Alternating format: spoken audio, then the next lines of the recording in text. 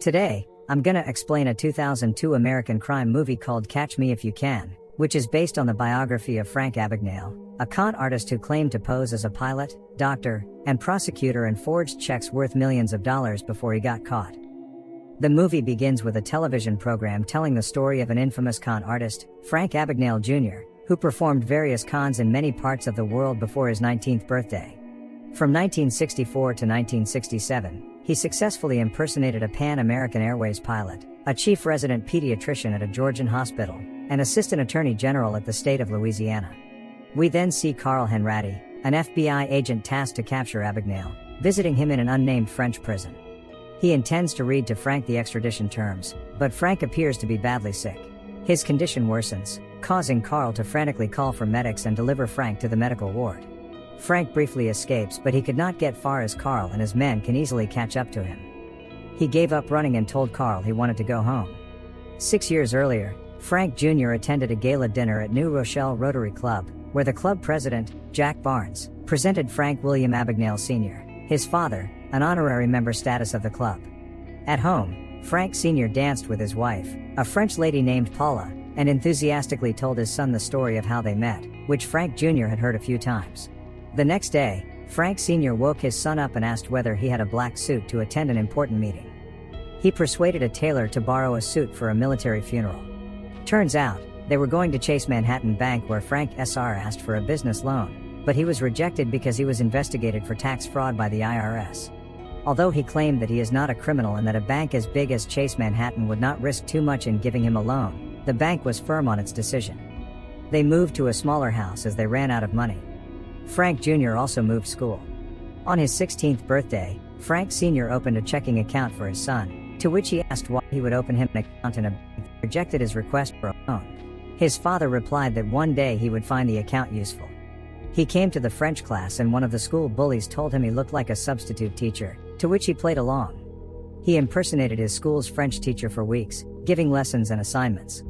He even held a parent-teacher meeting to discuss a school field trip. The principal furiously told his wrongdoing to his parents while Frank waited outside and gave advice to a girl who forges a doctor's appointment to skip classes. Arriving home, Frank noticed Jack Barnes from the Rotary Club was visiting, although his father was not at home. He suspected that his mother had an affair with Jack. She gave him some money and let him go outside. When he came back, he found lawyers already in his house. Soon he learned that his parents filed for divorce, and he needed to decide whose custody he would be put into. Devastated by the situation, he stormed off the house, headed for the train station, and bought a ticket to the Grand Central. To survive, Frank Jr. attempted to perform cons but failed as most of his targets would not receive checks.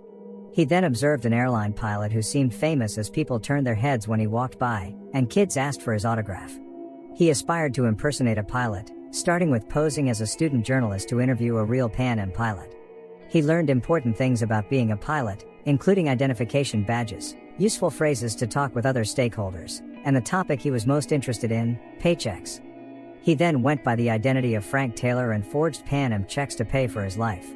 One day, when he wanted to cash a check, he flirted with a teller lady at the bank. She gladly explained to him the mechanism of drawing checks at the bank. The Micker machine used a special ink to encode the account numbers to the checks, then the number was routed. Frank then purchased a Micker encoder from an auction so he could manipulate the account numbers by himself. The FBI started to become aware of this suspicious activity, but they have not figured out his identity. Frank Jr. met with his dad at a fancy restaurant and bought him a Cadillac. However, Frank Sr. was afraid that the IRS would become more suspicious of him driving a Cadillac, considering his record with tax frauds.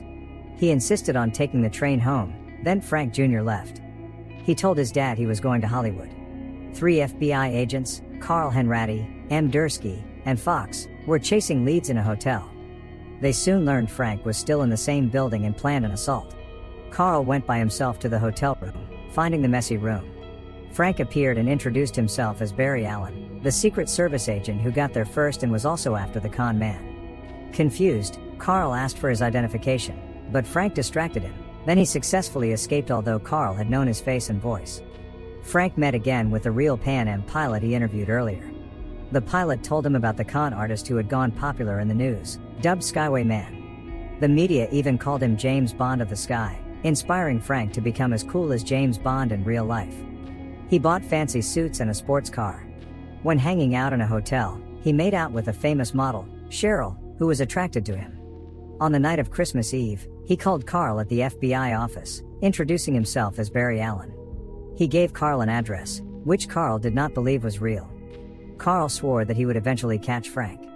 After the call ended, Frank stepped out of his hotel room, which turned out to be the real address he was giving to Carl earlier. Meanwhile, Carl was studying his leads at a diner when a waiter accidentally saw his papers and asked if he was a comic book fan because he saw Barry Allen, the real name of the Flash superhero character, on his papers.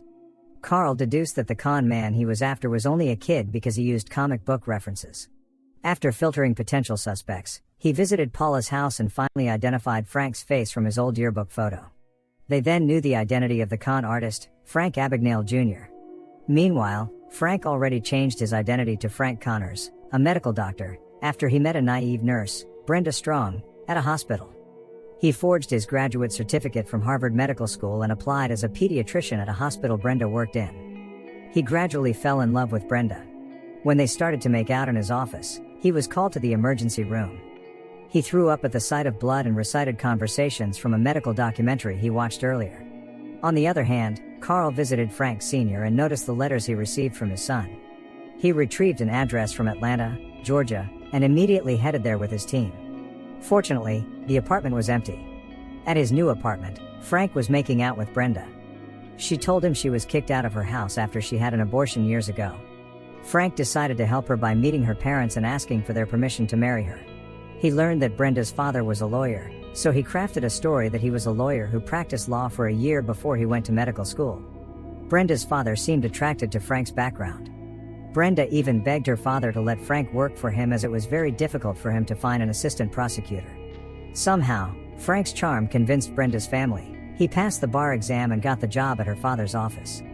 Now that he was engaged, he met his father again to invite him to his wedding. He already arranged first-class airline tickets and expensive suits for him to wear, but Frank Sr. seemed disappointed. Having no one to talk to, Frank called Carl again. He asked Carl to stop chasing him as he wanted to marry and settle down, but Carl would not let that happen.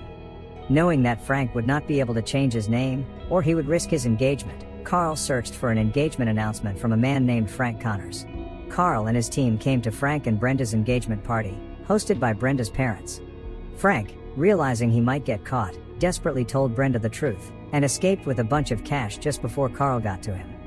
He instructed Brenda to meet him in 2 days at the Miami International Airport and they would fly away and live together.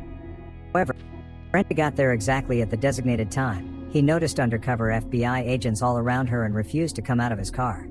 He drove away, leaving Brenda puzzled at the airport. Knowing that the airport was heavily guarded and there seemed to be no way he would board a plane unnoticed, Frank used his pilot identity to host an on-campus stewardess recruitment program and recruited 8 beautiful girls to draw the police's attention while he sneaked his way to the plane bound for Spain. The investigation continued. The FBI learned that Frank used real, printed checks that only a few places could produce. In Europe, one of those places is France. Carl remembered his interview with Paula, who told him she came from the French village of Montrichard. He chased Frank to France and found him in a printing facility where he printed all his forged checks. He did not believe Carl was really going to capture him, but after stepping out of the facility, he was immediately captured by police and transferred to a French prison. Carl and Frank are now on a plane approaching New York. Frank reminds Carl of his promise to call his father once he lands, but Carl replies that his father is dead after tripping off the stairs.